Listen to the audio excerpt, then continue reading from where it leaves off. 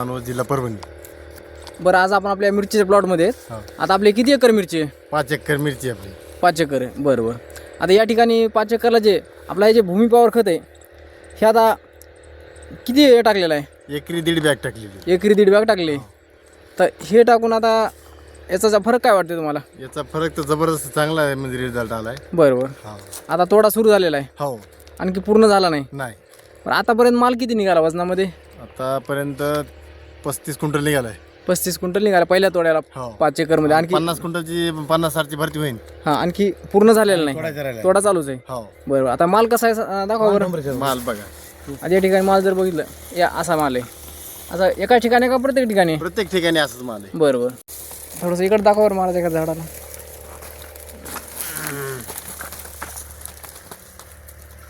माल भरपूर. आता हिरवी मिरची आहे, पोपटी नाही. बरं बरं. गौरीचं आहे का? बरं बरं. या भूमी पॉवरचा वापर तुम्ही कधीपासून करता?